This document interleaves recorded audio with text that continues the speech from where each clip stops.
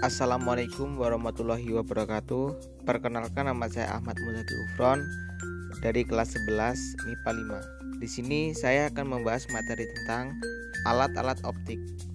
Pengertian alat optik.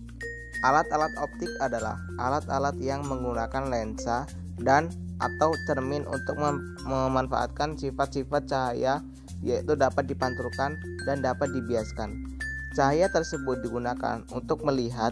Penggunaan alat optik bertujuan untuk melihat benda yang ada di sekitar kita yang dipantulkan oleh cahaya. Alat-alat optik terbagi atas dua jenis. Yang pertama, alat optik alami dan buatan. Alat optik alami yaitu mata, sedangkan yang termasuk alat optik buatan diantaranya adalah kacamata dan lain sebagainya. Yang pertama, mata. Mata merupakan organ tubuh yang sangat penting yang berfungsi untuk menerima, memfokuskan, dan mentransmisikan cahaya melalui lensa mata yang menghasilkan bayangan objek yang kemudian ditangkap oleh retina mata. Bayangan objek yang ditangkap retina tersebut kemudian dikirimkan ke otak melalui saraf optik untuk kemudian diolah menjadi gambar yang mampu kita lihat secara nyata.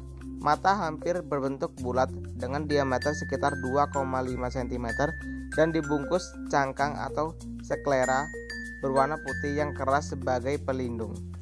Secara umum, fungsi bagian-bagian mata dibagi menjadi dua, yakni bagian luar mata, kelopak mata, bulu mata, alis mata, dan kelenjar air mata, dan bagian dalam mata. Yang pertama, lensa. Lensa mata berfungsi untuk memfokuskan agar cahaya atau bayangan yang masuk jatuh di retina mata.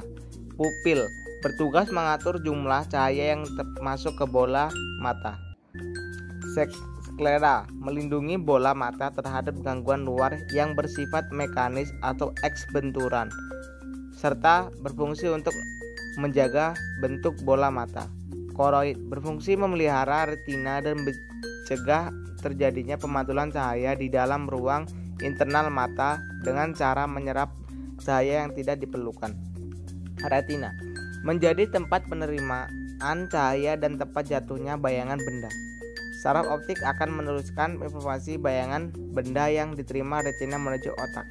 Otak siliari mengatur kelengkungan lensa mata. Pengaturan kelengkungan ini diperlukan agar bayangan benda jatuh tepat di retina. Kacamata. Kacamata merupakan alat optik yang digunakan untuk membantu melihat pada orang yang memiliki cacat mata, baik itu rabun jauh, rabun dekat, ataupun mata silindris. Kacamata terdiri dari lensa cembung atau cekung, tergantung jenis cacat matanya, frame atau kerangka yang menyangga lensa. Jauh dekatnya bayangan terhadap lensa yang digunakan tergantungan pada letak objek, jarak fokus lensa, dan kekuatan atau daya lensa. Kekuatan atau daya lensa dirumuskan dengan di bawah ini. Kamera. Kamera merupakan alat untuk menghasilkan foto. Ada dua jenis kamera yang umum dikenal, yaitu kamera digital dan kamera analog.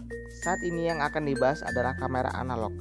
Cara kerja hampir sama dengan cara kerja mata, yakni cahaya masuk difokuskan oleh lensa dan kemudian ditangkap oleh retina yang merupakan film pada kamera. Rumus untuk mencari titik fokus pada lensa kamera sama seperti yang kita gunakan pada lensa kacamata.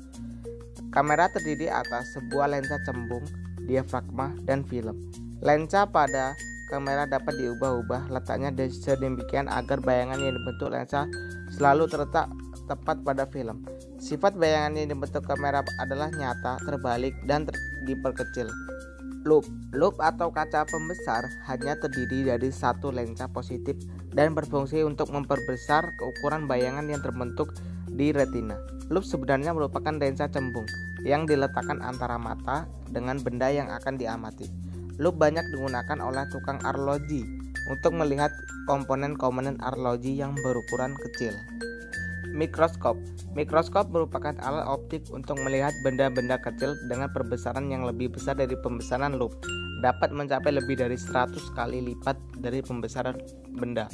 Mikroskop pertama kali ditemukan oleh Zacharias Janssen dari Belanda pada tahun 1590. Mikroskop terdiri dari dua lensa. Lensa pertama dinamakan lensa objektif yang diletakkan sekat dengan benda yang akan diamati. Sedangkan lensa kedua yang diletakkan dekat dengan mata pengamat dinamakan lensa okuler.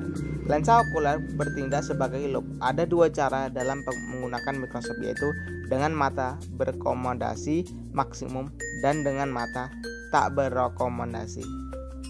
Periskop. Periskop adalah teropong pada kapal selam yang digunakan untuk mengamati benda-benda di permukaan laut. Periskop terdiri atas dua lensa cembung dan dua prisma siku-siku sama kaki. Jalannya sinar pada mikroskop adalah sebagai berikut.